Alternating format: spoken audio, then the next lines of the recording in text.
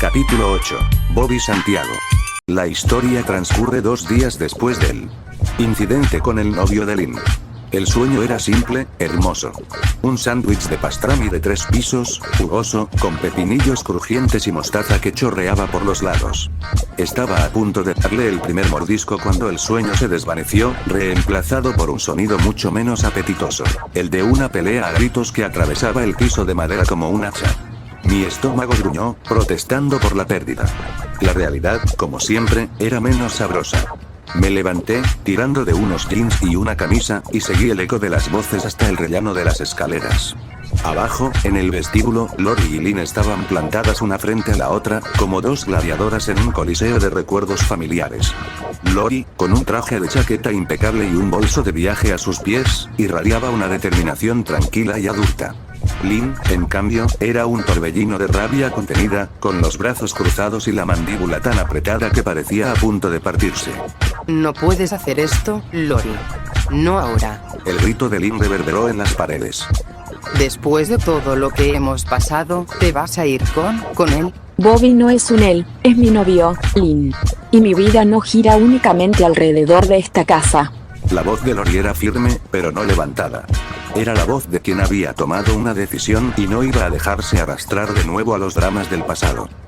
Bobby se mudó a Royal Woods por su trabajo. Tiene un buen puesto en Cloger Corp, en logística. Y nosotros, hemos vuelto. Nos amamos. Decidimos vivir juntos.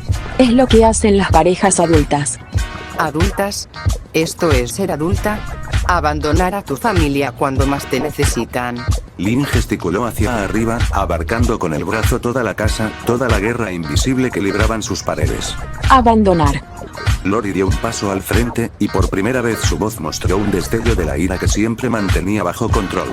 Cuidar de ustedes desde que tenía 18 años, renunciar a mi vida, a Bobby la primera vez, a la universidad, ¿eso no cuenta? Ahora que por fin puedo tener algo para mí, ¿eso es abandonar? Voy a vivir a 20 minutos en coche, Lynn. No me voy al otro lado del mundo. El silencio que siguió fue cortante. Las demás hermanas asomaban por las puertas o desde el rellano superior, espectadoras mudas de otro terremoto familiar. Lenny se secaba las lágrimas con la punta del delantal. Lola observaba con su mirada analítica.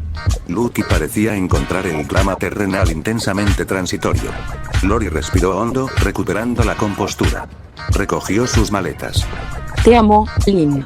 Te amo a todas. Pero también amo a Bobby. Y voy a estar con él. Eso no significa que os dejaré de lado. Significa que mi corazón tiene espacio para más de una cosa. Se volvió y empezó a caminar hacia la puerta, pero se detuvo frente a la escalera. Su mirada recorrió a cada una de nosotras, una a una, y finalmente se posó en mí. Cuídalas, Lincoln. Y cuídate. Con eso, abrió la puerta. Un destello de sol de la mañana iluminó el polvo del vestíbulo antes de que la puerta se cerrara con un golpe sordo y definitivo. El vacío que dejó era físico, como si se hubiera llevado una parte del oxígeno de la casa.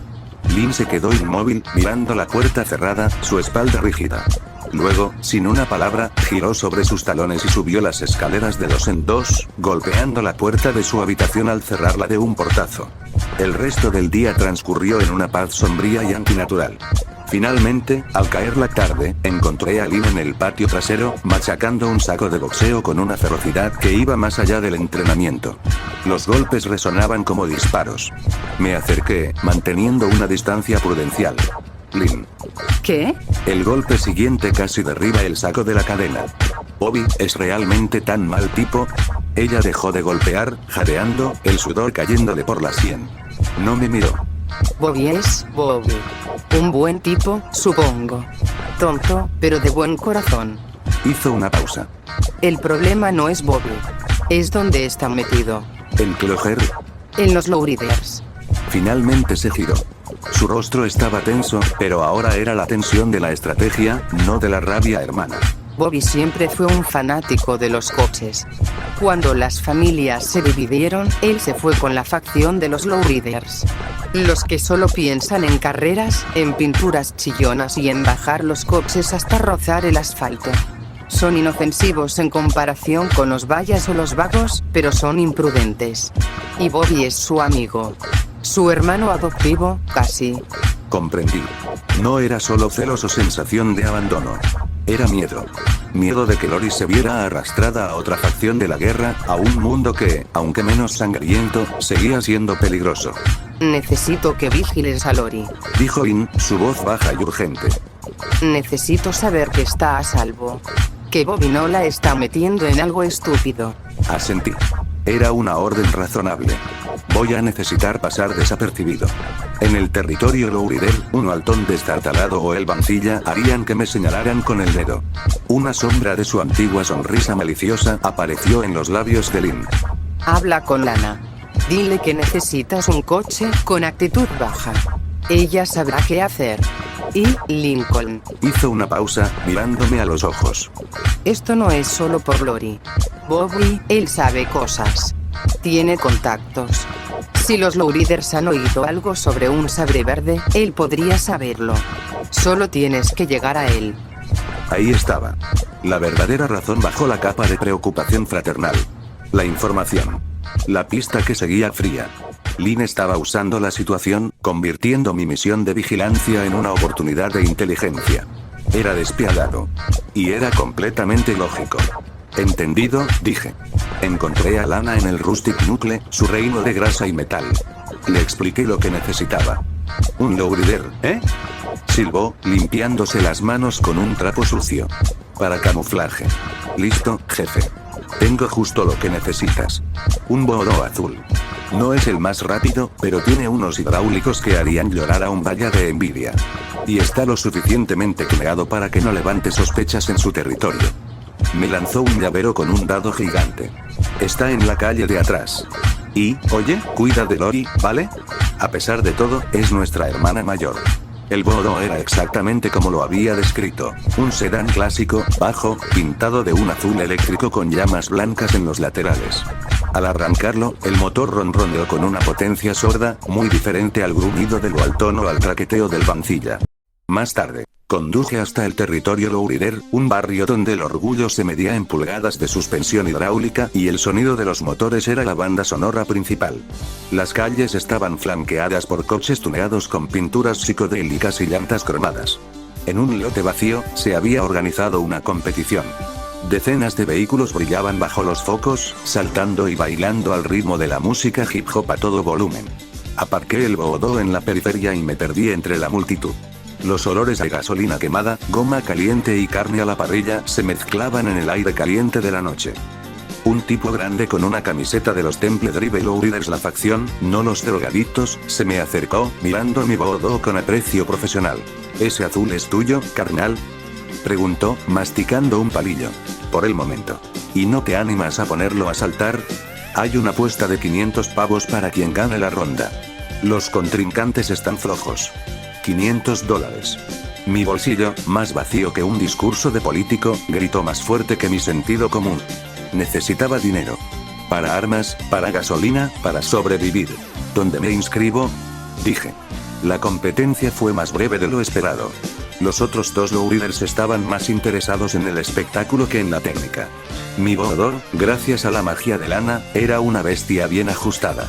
Con unos controles hábiles, hice que el coche bailara en 3 ruedas, luego en 2, y finalmente realizó un salto de conejo limpio y alto que hizo rugir a la multitud. Los $500 se convirtieron en 1000.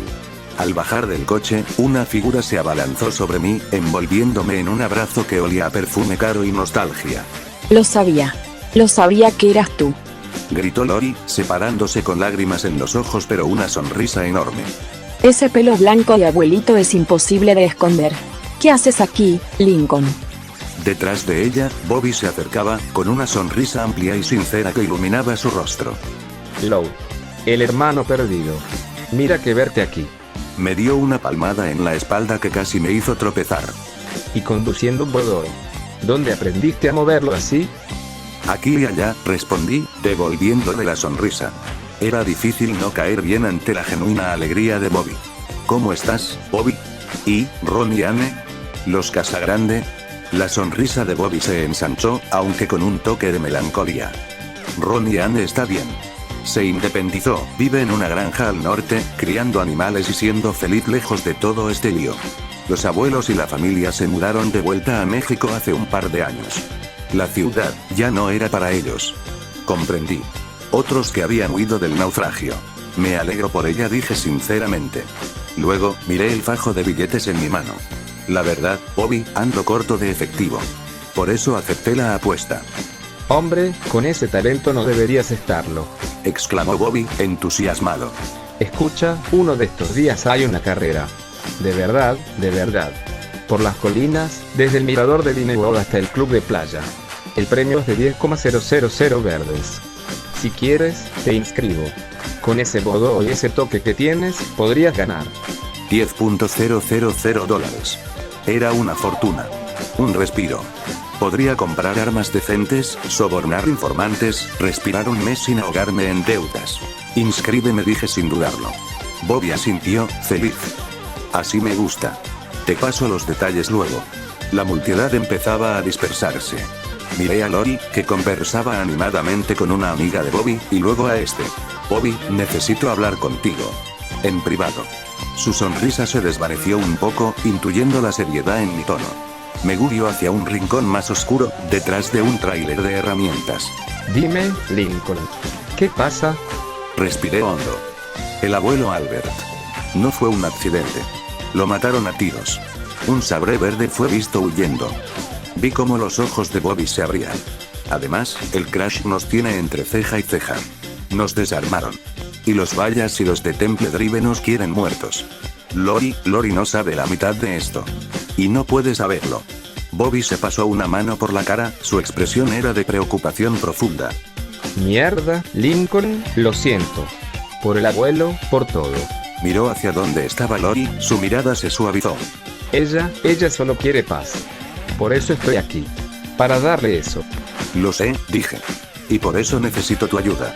Tú estás metido en esto. Oyes cosas. Los lowriders circulan por toda la ciudad.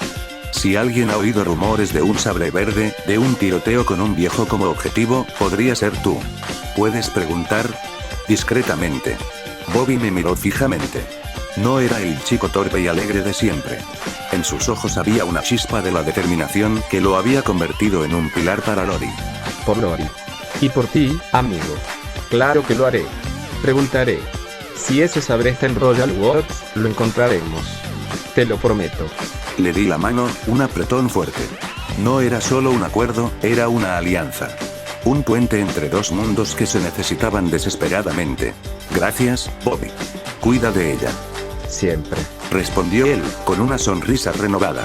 Y tú cuídate, muerte blanca. Esa recompensa de los Vallas no es ninguna broma. Me alejé del lote, el ruido de la fiesta lowrider desvaneciéndose a mis espaldas. El fajo de billetes pesaba en mi bolsillo, pero la promesa de Bobby pesaba más. Por primera vez desde que regresé, tenía un aliado fuera del círculo inmediato de mis hermanas.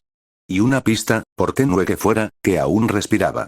Subí al Boodó azul y me perdí en las calles nocturnas de Royal Woods. La carrera era una oportunidad. El dinero, una necesidad. Pero la información era el arma más valiosa en esta guerra. Y por fin, había conseguido un proveedor. Narrador: Lincoln Loud. Capítulo 9. Allanamiento, armas y gritos. La noche en Royal Woods tenía una cualidad extraña. Era como si la ciudad tecnológica respirara hondo y soltara un suspiro de cansancio, dejando al descubierto su costado más sórdido. Yo, por mi parte, había pasado el día en una especie de limbo improductivo. Después de hablar con Bobby, el estómago me rugió con más insistencia que mis preocupaciones, así que me dejé caer en un puesto de tacos dudosos y luego en un arcade abandonado. Perder horas en una máquina de Invaders from Space mientras masticaba comida grasienta era una forma extrañamente efectiva de apagar el cerebro. Cuando salí, la noche era profunda, y la conciencia de lo tarde que era me golpeó como una pala. Lori va a pensar que me secuestraron, o peor, que volví a Liberty City, mascullé para mis adentros, arrancando el Boodó y dirigiéndome a la avenida Franklin a una velocidad que hubiera hecho llorar de orgullo a cualquier lowrider. Al llegar, la casa estaba en silencio, pero no el silencio del descanso. Era un silencio tenso, alerta. Bajé del auto y me dirigí hacia la puerta trasera, pero un sonido extraño me detuvo. El golpe metálico y rítmico de una pala clavándose en tierra. En el patio trasero, bajo la tenue luz de una bombilla desnuda colgando del alero, estaba Lucky. Con su vestido negro polvoriento, su palidez fantasmal y una determinación fúnebre en los ojos, cavaba hoyos. No uno, ni dos. Parecía estar intentando recrear el campo de batalla de Verdún en nuestro jardín. A su lado, un perro salchicha con un parche en un ojo y una actitud de profunda culpabilidad observaba, gimiendo suavemente. Lucky, ¿qué? Chal Jr. Interrumpió ella sin dejar de cavar, su voz un susurro cargado de tragedia. En un arrebato de nihilismo canino, ha condenado mis más preciadas elegías a una tumba sin nombre. Mi diario. El receptáculo de mis sombras. Está aquí. En algún lugar de este patio que ahora es un cementerio de versos no nacidos. Miré al perro, que bajó la cabeza. Charles Jr. El nuevo inquilino. Parecía más un cómplice triste que un criminal más termindo. ¿Y por qué no usas una linterna? La luz artificial es una mentira que espanta a la verdad, hermano. Solo la luna y la desesperación son guías fiables para encontrar lo perdido. Respondió, clavando la pala con renovada furia. En ese momento, la puerta de la cocina se abrió. Lynn apareció en el marco, cruzada de brazos. No parecía enfadada por mi tardanza. De hecho, su expresión era la de un general que acaba de encontrar la grieta en la muralla enemiga. Ah, estás aquí. Bueno. Su tono era seco, directo al grano. No había reproche por la hora, solo urgencia. Lynn, lo siento, me entretuve y Olvídalo. cortó ella, haciendo un gesto con la mano como espantando una mosca. Tenemos un problema más grande que tu puntualidad de mierda. Flip y sus chatarra oxidada no nos van a salvar la próxima vez. Necesitamos armas de verdad. Y tengo una solución. Mi interés se avivó al instante, dejando atrás las disculpas. ¿Solución? Un tipo. Un veterano de Vietnam. Se acaba de mudar a una casa en San Beach, en pleno territorio de los vagos. Explicó Lynn, bajando la voz aunque solo estábamos nosotros tres y el perro poeta Fosor. Según un contacto, el viejo no se ha adaptado. Se trajo consigo 10 cajas, grandes, pesadas, del ejército. Nadie las ha visto abrir, pero el rumor dice que está lleno de recuerdos de la guerra. Y en esa guerra, los recuerdos tienen forma de M16, granadas y quizás cosas más interesantes.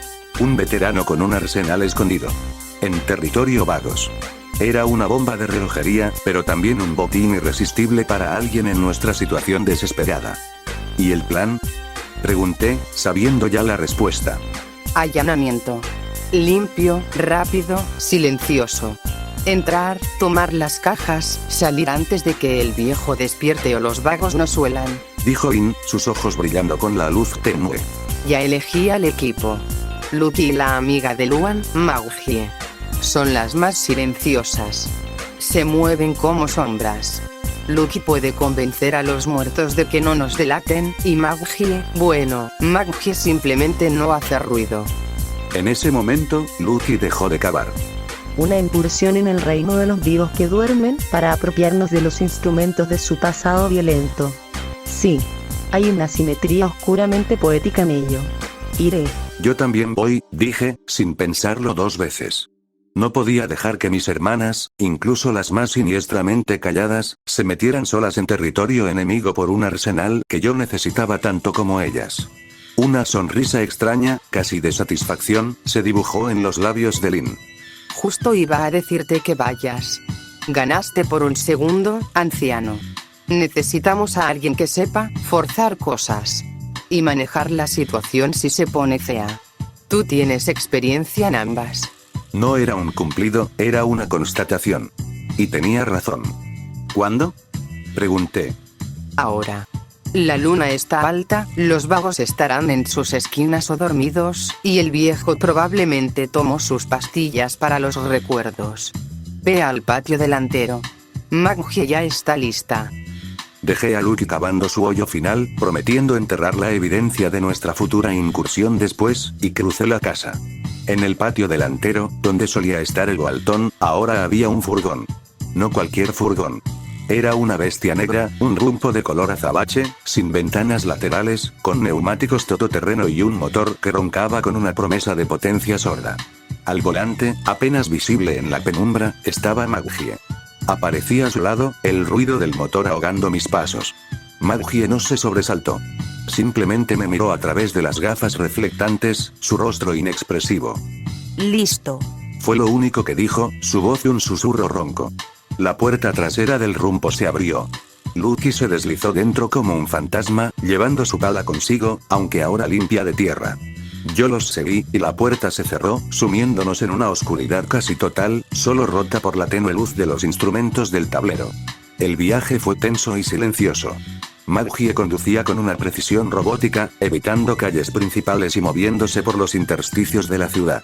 En la oscuridad de la parte trasera, Lucky rompió el silencio con su susurro poético. Debes comprender la dinámica, hermano. Maggie y Benny, su contraparte más verbal, son los ojos y oídos de Luan en las calles. Su habilidad para pasar desapercibidos y escuchar conversaciones es lo que mantiene a Luan informada, y a través de ella, a la familia. Por eso, su rostro no puede ser asociado con nosotros el territorio vago. Ella solo abrirá las cerraduras. La voz de Maggie llegó desde el asiento del conductor, sin emoción. El viejo se levanta a las 5:30 am exactas. Para ir al baño. Tiene una rutina de 10 minutos. Tenemos que estar fuera para entonces. Y este furgón. Dio un golpecito al volante. No puede ser visto aquí. Tenemos que dejarlo en el Rustic Nucle antes del amanecer. Entendí. Un cronómetro implacable, un conductor fantasma y un cómplice poética que cavaba hoyos por diversión. Un equipo perfecto. Llegamos a Sun Beach. El barrio olía a sal, basura marina y marihuana barata. Las casas eran pequeñas y descuidadas. Maggie estacionó el rumbo en un callejón 2 calles más allá de nuestro objetivo, apagó el motor y se volvió hacia nosotros. La casa es la blanca con los postigos verdes, al final de la calle. 3 cerraduras. Una en la puerta principal, otra en la puerta trasera, y un candado en el cobertizo del jardín trasero. Las abro. Ustedes entran, buscan las cajas. Son de madera, con marcas del ejército. Estarán probablemente en el sótano o en el garaje. Yo vigilo aquí. Silbato si hay problema. Asentí. Lucky asintió con una solemnidad fúnebre. Salimos del furgón y nos deslizamos por las sombras como líquido oscuro. Maggie era un artista. Las cerraduras cedieron bajo sus herramientas con unos clics casi imperceptibles. En menos de un minuto, estábamos dentro de la casa del veterano. El interior olía a mentol, a polvo y a soledad. Muebles viejos, cortinas pesadas, el sonido ronco de unos ronquidos que venían del piso de arriba. Lucky me señaló una puerta que debía llevar al sótano. La abrí con cuidado. Abajo, bajo la luz de una única bombilla desnuda, estaba el tesoro.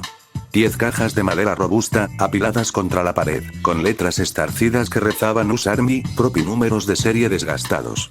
El aire olía a aceite de máquina y a un pasado violento. Allí, susurré. Fue entonces cuando me di cuenta de la dinámica operativa. Lucky, como una sombra eficiente, se deslizaba entre las pilas de cajas, sus dedos pálidos palpándolas juntas, leyendo las etiquetas descoloridas con una rapidez asombrosa. Encontró la primera caja que parecía contener rifles, y luego otra con munición. Pero cuando intentó levantar una, sus brazos delgados temblaron visiblemente. Pudo moverla unos centímetros, pero levantarla y transportarla era imposible. La fuerza física es una ilusión del mundo material, Murmuró, sin aliento. El peso de estas herramientas de destrucción es considerable. Yo, por el contrario, después de años cargando mercancía robada, esquivando policías y sobreviviendo a golpes, tenía una fuerza construida a base de necesidad.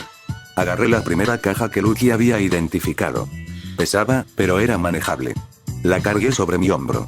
Luego otra. Con un esfuerzo, logré equilibrar una tercera en mi otro brazo. 4, musité, sintiendo el peso en mis músculos. Puedo con 4 de una vez. Tu guía. Lleva lo que puedas. Lo que sea ligero pero crucial. Miras, cargadores, piezas pequeñas.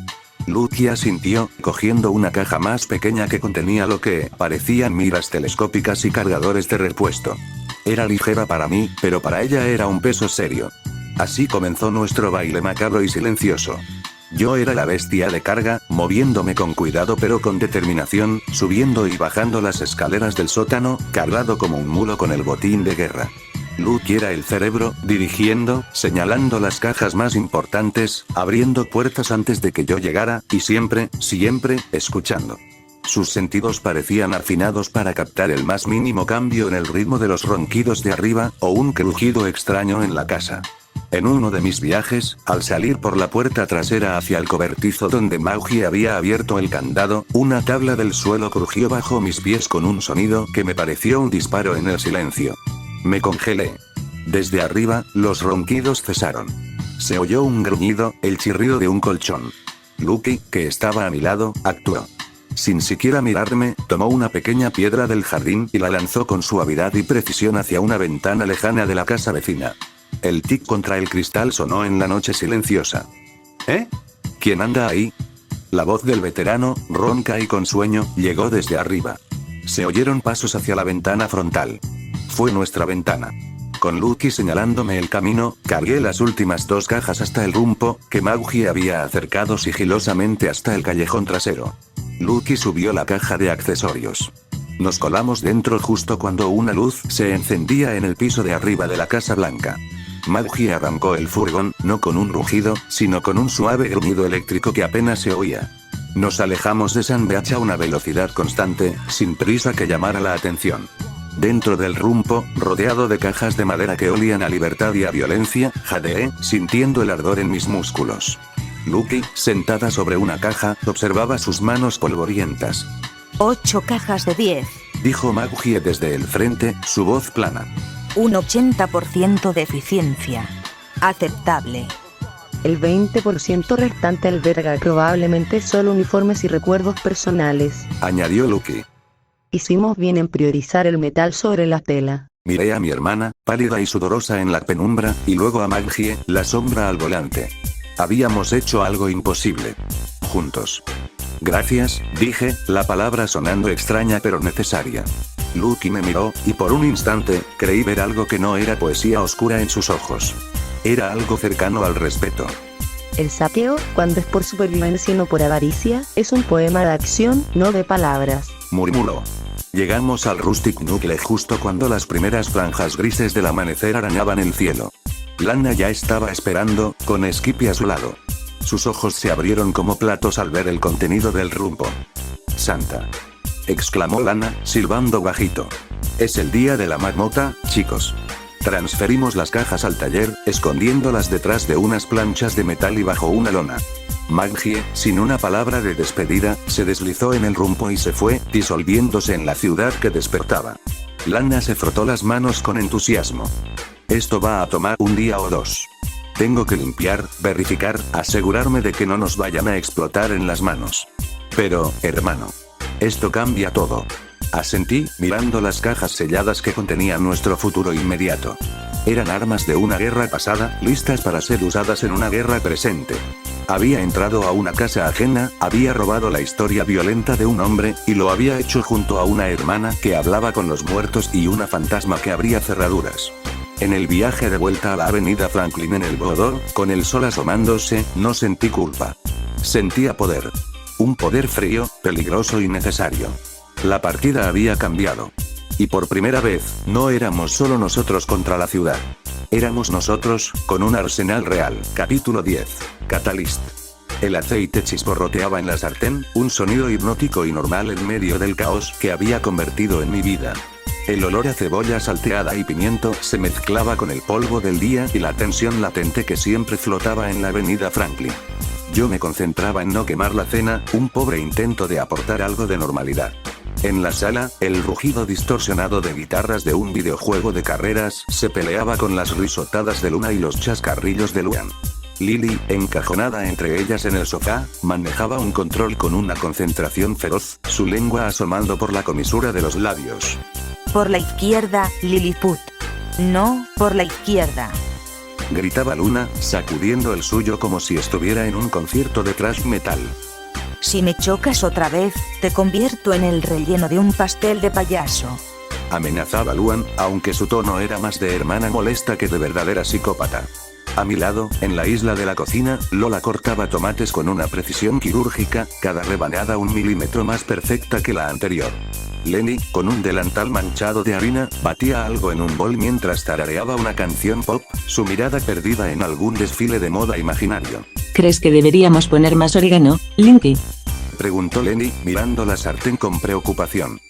Lori siempre decía que el orégano le daba un toque especial. Lo que Lori no decía es que a veces le confundía el orégano con la pimienta cayena. Murmuró Lola sin levantar la vista de sus tomates. Y luego todos llorábamos por razones distintas a las habituales. Estaba a punto de responder, de sumarme a esa chispa de normalidad fracturada, cuando el timbre de la puerta sonó. Un timbre agudo, insistente. Como un diente de sierra contra el cristal de la tarde. Todos nos detuvimos. La música del videojuego se apagó de golpe, reemplazada por el silencio súbito y cargado. Mis hermanas me miraron.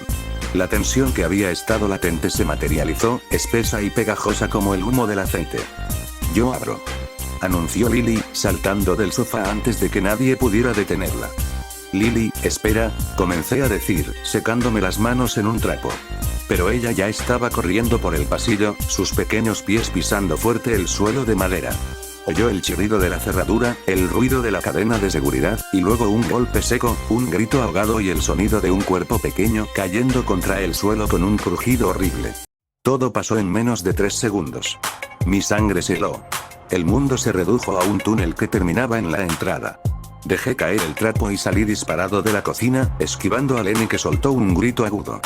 Lily. Llegué al vestíbulo y la vi. Mi hermanita estaba en el suelo, retorciéndose en silencio, una mano en su frente donde ya comenzaba a brotar un feo cardenal. Más allá de ella, cruzando el umbral como una mancha de autoridad corrupta, estaba Chandler. No venía solo.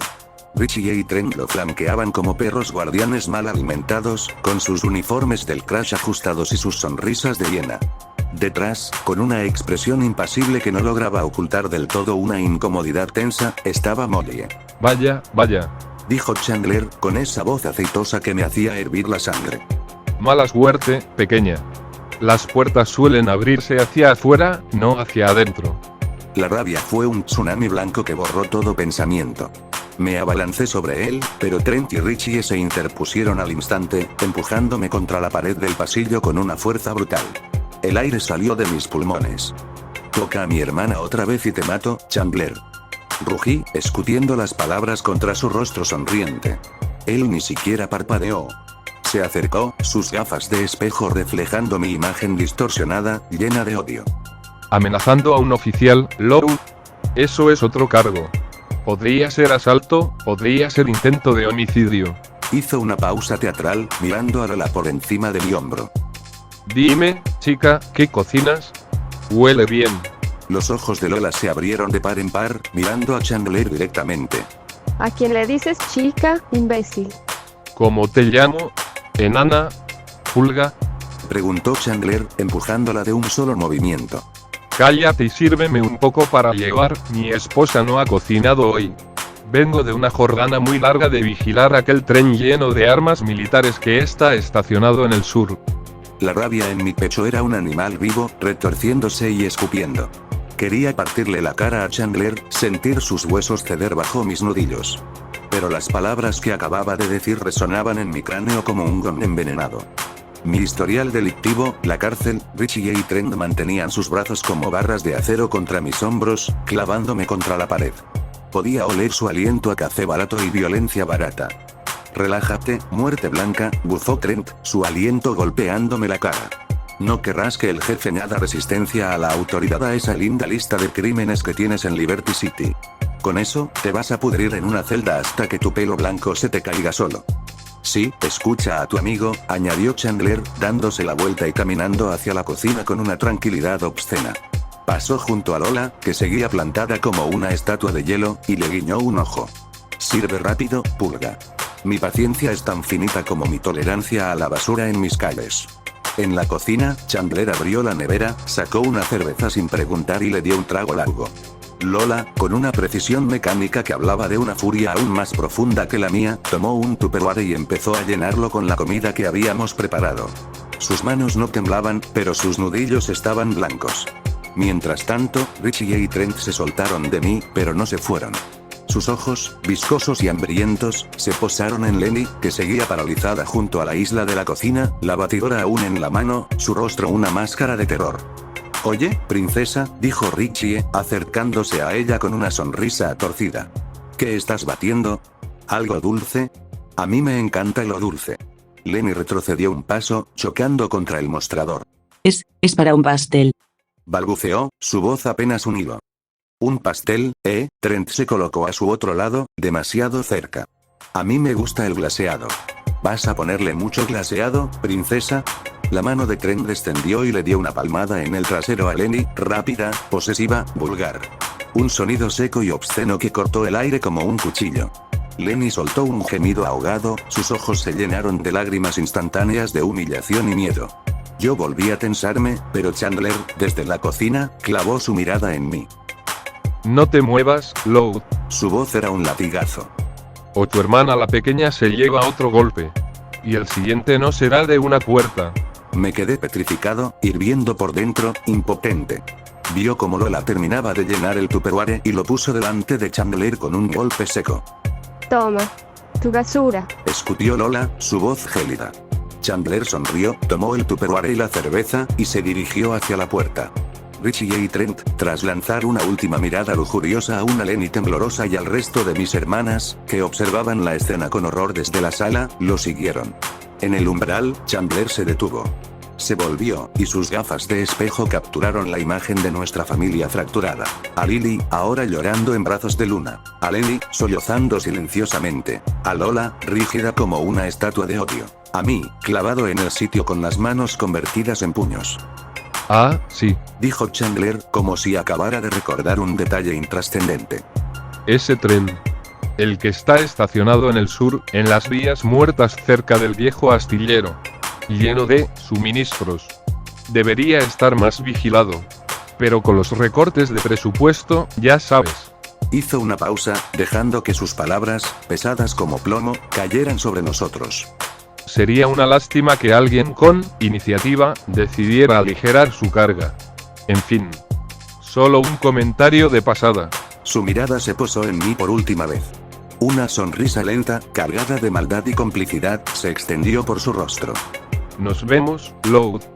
La puerta se cerró tras ellos. El sonido del coche patrulla arrancando y alejándose fue el único ruido durante lo que pareció una eternidad. Luego, el silencio estalló.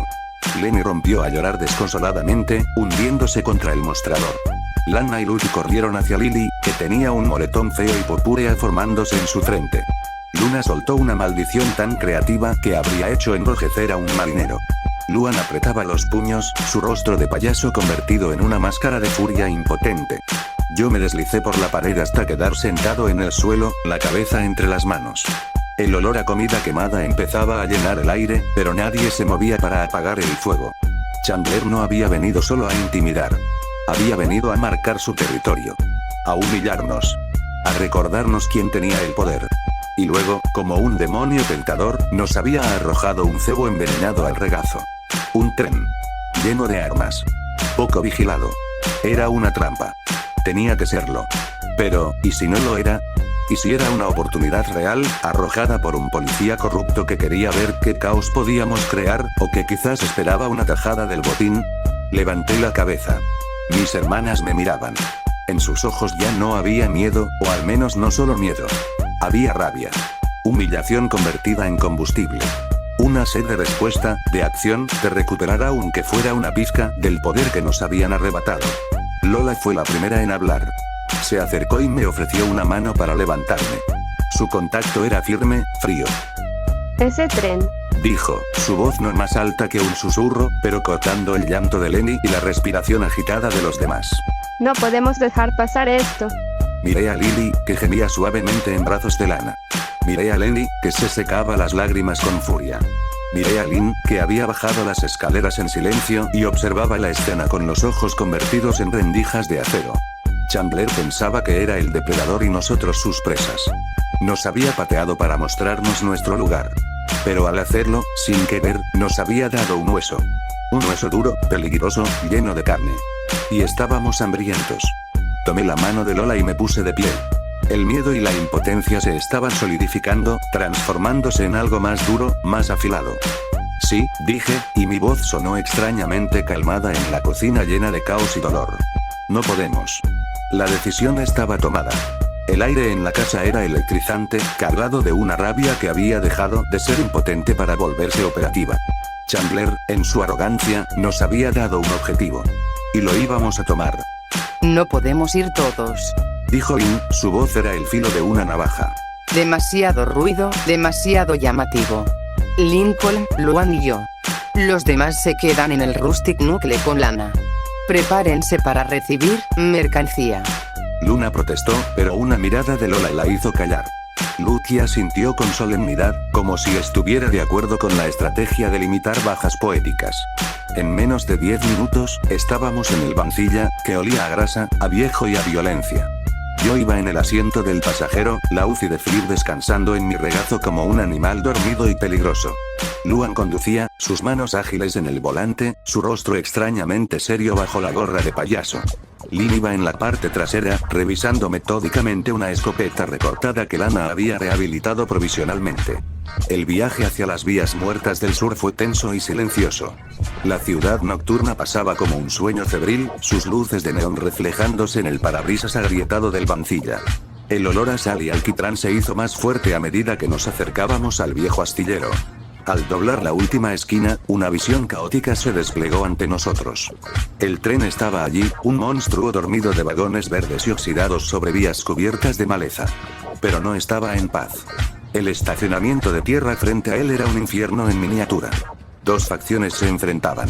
Por un lado, los vagos, con sus chalecos amarillos, usando coches destartalados como cobertura y disparando con pistolas y escopetas de cañón recortado.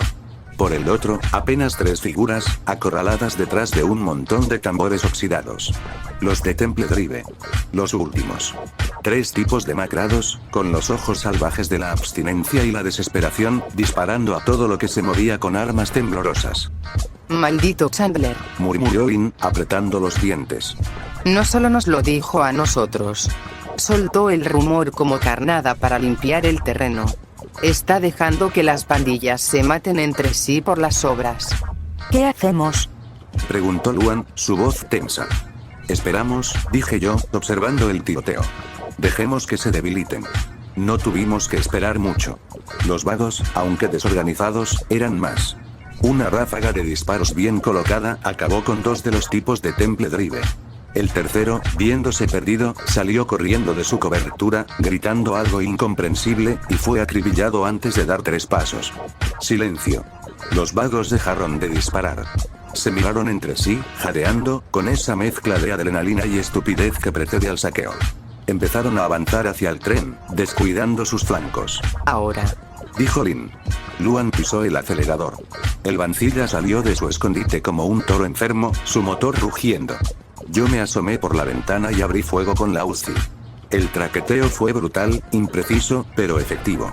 3 vagos cayeron antes de que entendieran qué pasaba. El caos regresó, pero esta vez éramos nosotros el elemento sorpresa.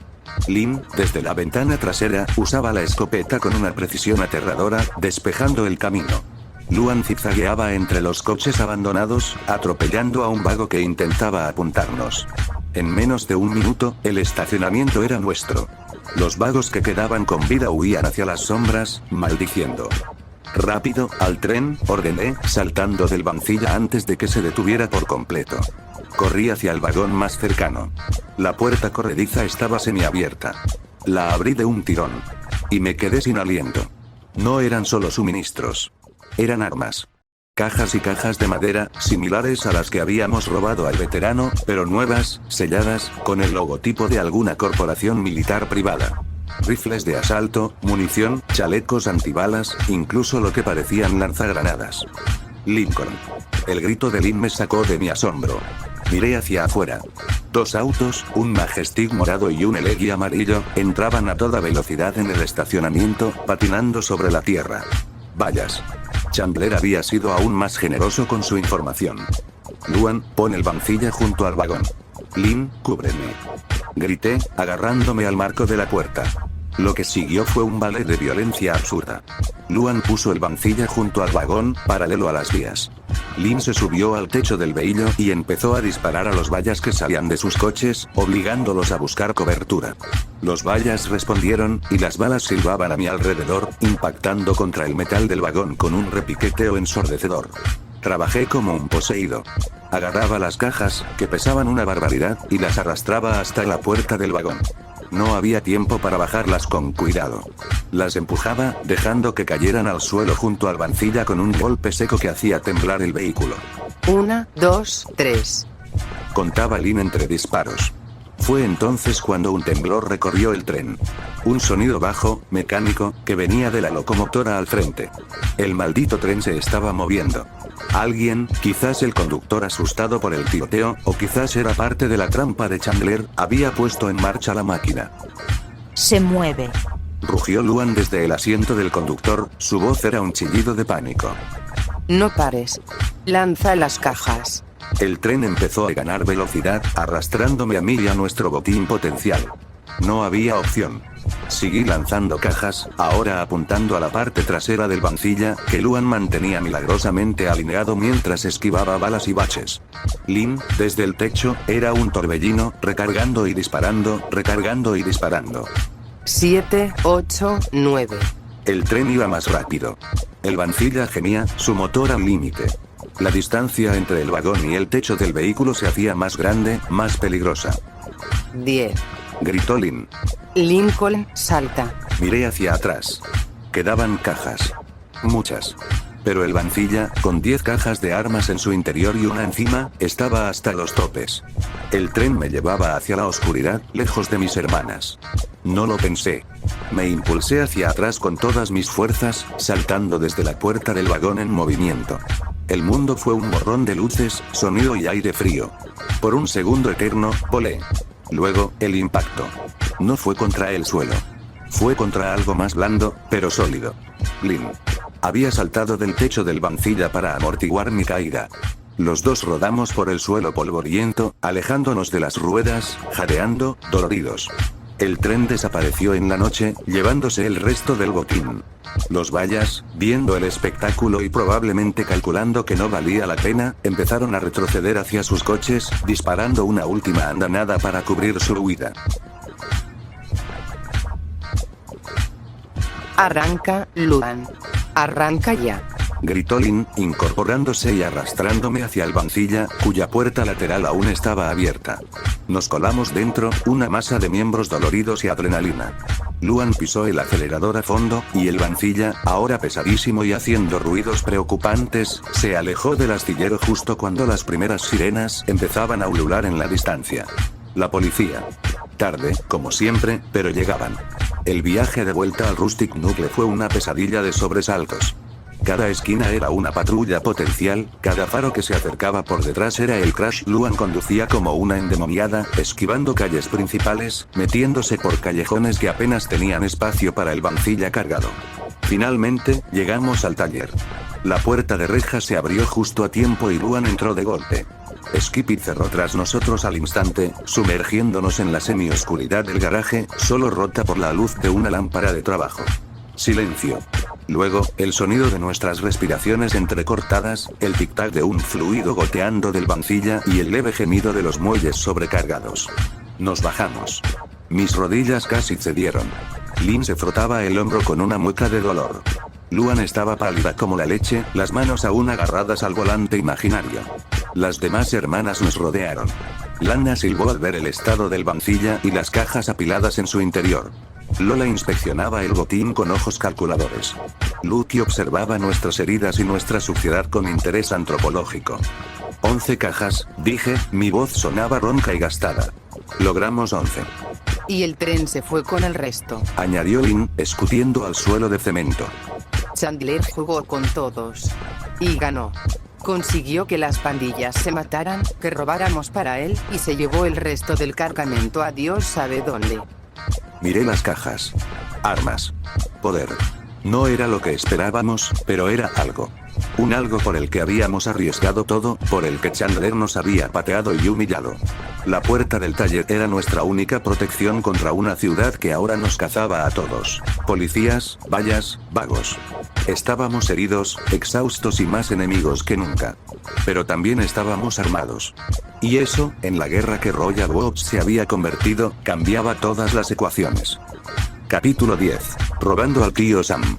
El capítulo comienza 3 días después de los eventos del capítulo pasado, al mediodía. El sol de Royal Oaks caía a plomo, un disco blanco y hostil en un cielo descolorido por el smog.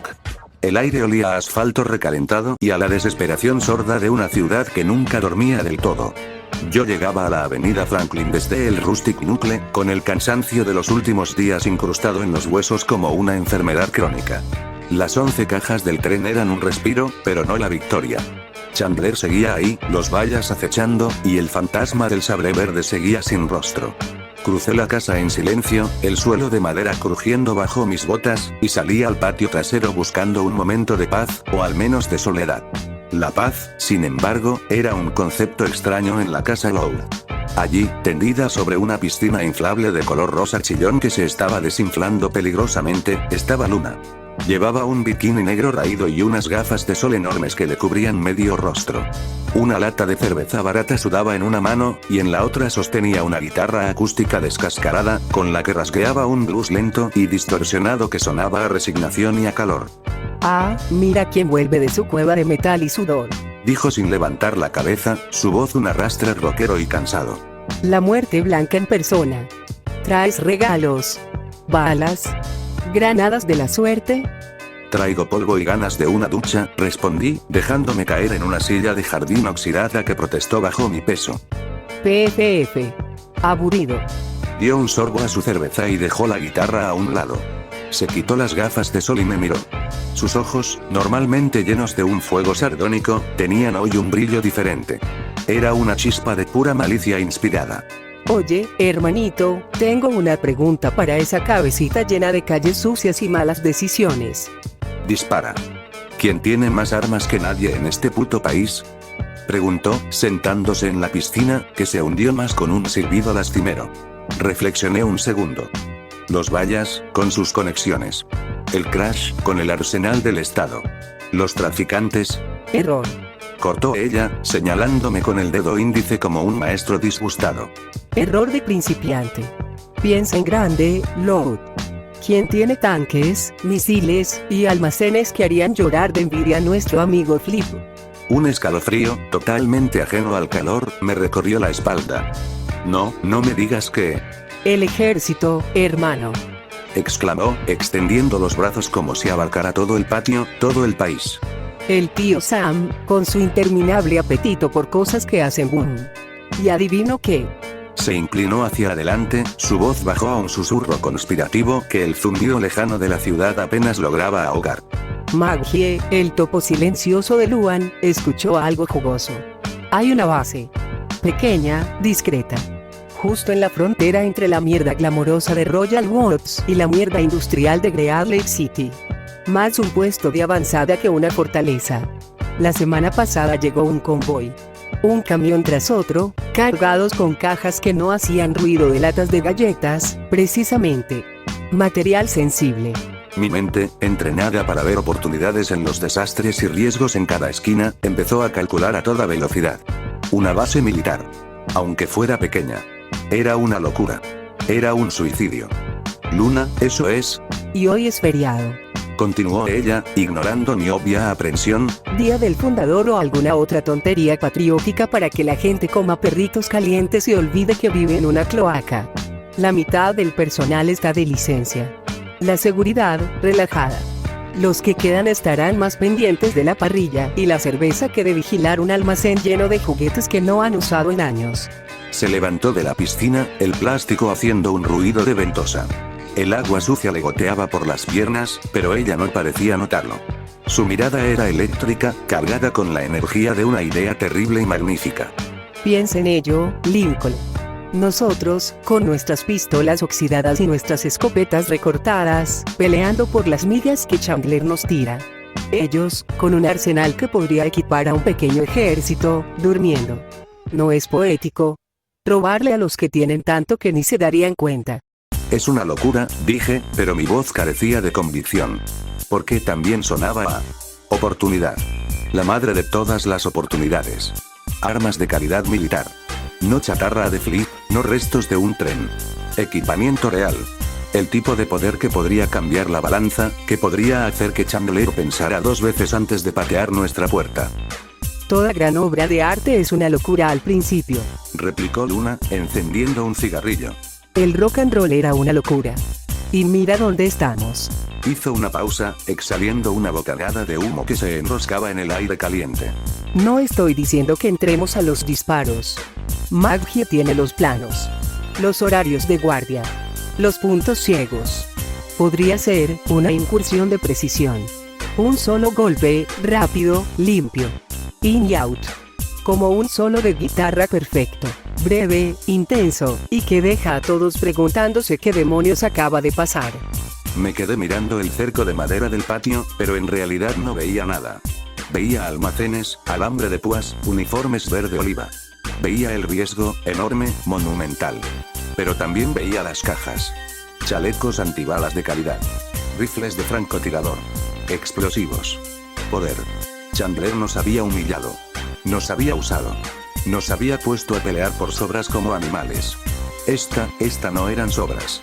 Este era el banquete entero. Luna vio la lucha en mi rostro. Sonrió, una sonrisa ancha y llena de dientes que no prometía nada bueno. ¿Qué dicen, muerte blanca? ¿Le damos una lección al tío Sam sobre la redistribución de la riqueza? La noche en la frontera entre Royal Oaks y Great Lake City era un bicho diferente. No tenía el brillo enfermizo de los neones ni el zumbido eléctrico de la metrópolis. Aquí, la oscuridad era más profunda, rota solo por las luces espectrales de farolas distantes y el resplandor anaranjado del cielo lejano. El aire olía a tierra húmeda, hierro oxidado y un silencio tenso, cargado de la promesa de violencia institucional. El Vancilla, ahora con un silenciador improvisado por Lana que hacía que su ronroneo fuera apenas un susurro sordo, avanzaba por un camino de tierra apartado. Luna iba al volante, su perfil iluminado por el tenue verde del cuadro de mandos. Había cambiado el bikini por ropa oscura y ajustada, su guitarra dejada atrás por un equipo más pragmático. Yo, a su lado, revisaba por enésima vez el plano que Mauji había conseguido. Era un croquis dibujado a mano en una servilleta grasienta, pero los detalles eran inquietantemente precisos. La valla perimetral, los puestos de guardia, el almacén objetivo marcado con una X. Allá, Murmuró Luna, apagando los faros y dejando que el Vancilla se deslizara hasta detenerse detrás de un montículo de tierra y chatarra. A lo lejos, recortada contra el cielo menos oscuro, se veía la silueta de la base. Mauji tenía razón. Era el día del fundador. Se sentía la relajación en el aire. Nos equipamos en silencio. Chalecos oscuros, no antibalas, solo para llevar carga, mochilas vacías, herramientas de corte y las pistolas con silenciadores que Lana había montado a partir de piezas del arsenal del veterano. Eran feías, pero funcionaban. Recuerda, susurré, ajustando una pinza de corte a mi cinturón. Entramos por el punto ciego noroeste, cerca del almacén de suministros de intendencia. Es el más alejado de los barracones. Vamos directo al almacén Delta, el que Mauji marcó. Cargamos lo que podamos llevar. Munición especializada, miras, comunicaciones. Nada grande. In y out en 15 minutos. Luna asintió, sus ojos brillaban con una excitación contenida. un diff rápido y potente. Lo tengo. Comenzamos a avanzar, agachados, usando la topografía y la escasa vegetación como cobertura. El aire era frío, y cada pisada sobre la tierra seca me sonaba como un trueno. La valla se alzó ante nosotros, un obstáculo de 3 metros. El alambre de concertina en la parte superior brillaba débilmente bajo un rayo de luna que se filtraba entre las nubes. Luna hizo una señal. Era mi turno. Saqué la pinza de corte, unas robustas tenazas hidráulicas que Lana había modificado. Los dientes de acero mordieron el eslabón de la valla con un clic seco que nos hizo a ambos contener la respiración. Nada. Otro clic, otro eslabón. Trabajamos rápido, en sincronía, creando un agujero lo suficientemente grande para pasar. Al otro lado, el terreno era más cuidado, de grava compactada. Nos pegamos a la sombra de un edificio bajo, escuchando.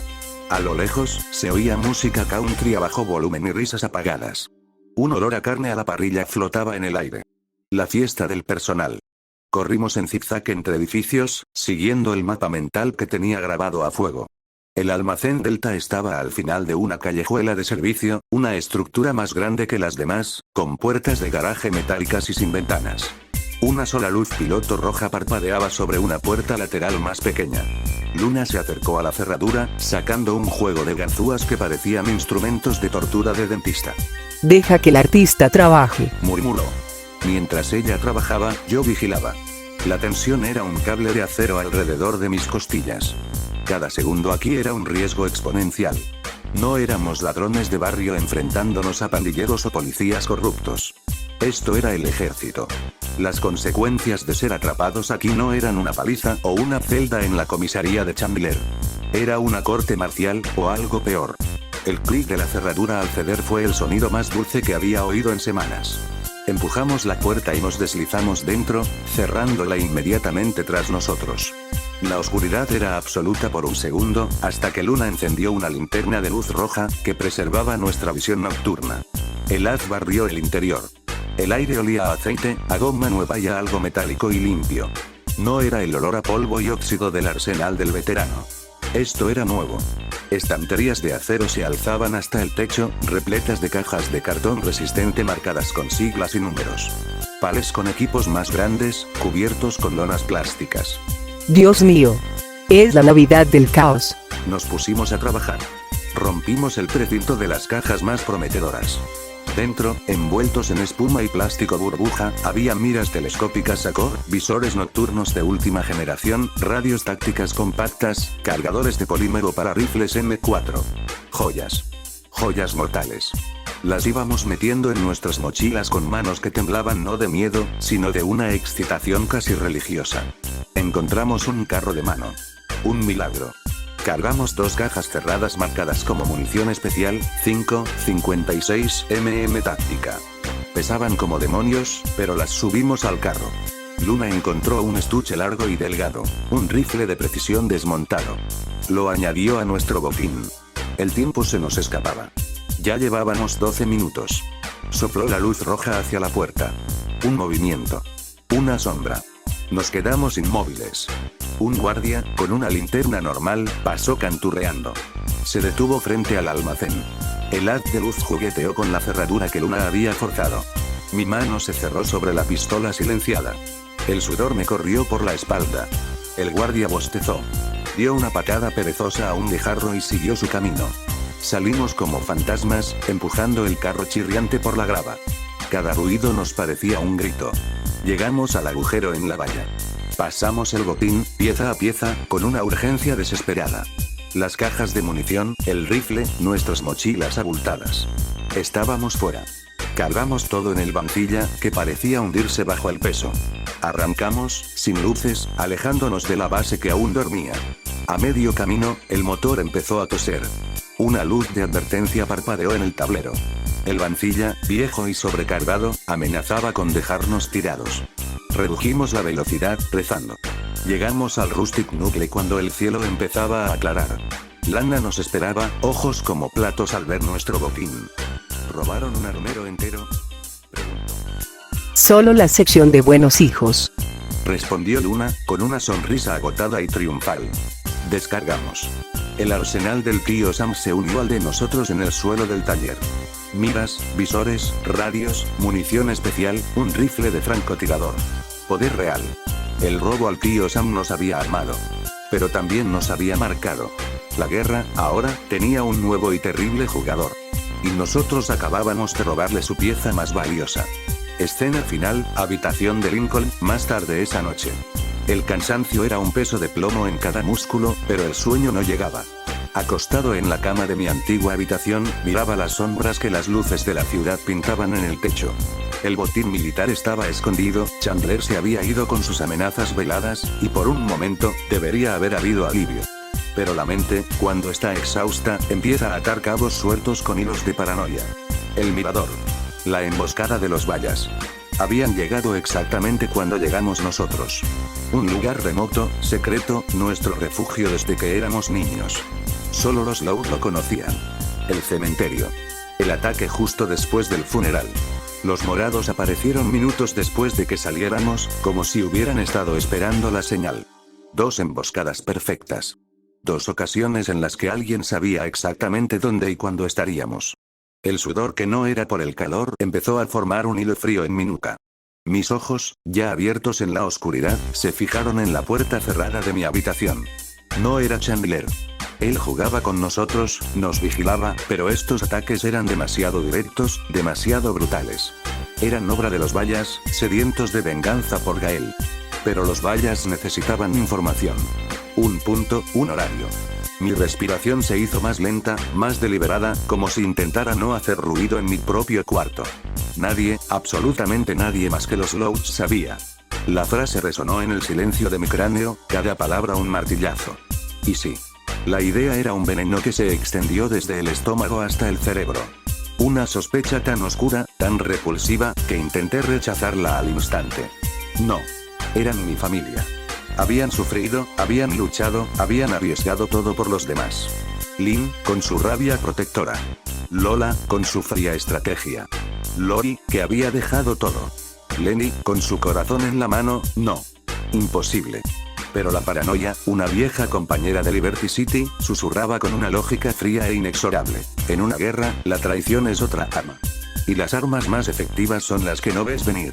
Miré hacia la pared que separaba mi habitación de la de al lado. De la de cualquiera de ellas. ¿Y si había un traidor entre mis hermanas? La noche, de repente, ya no estaba en calma.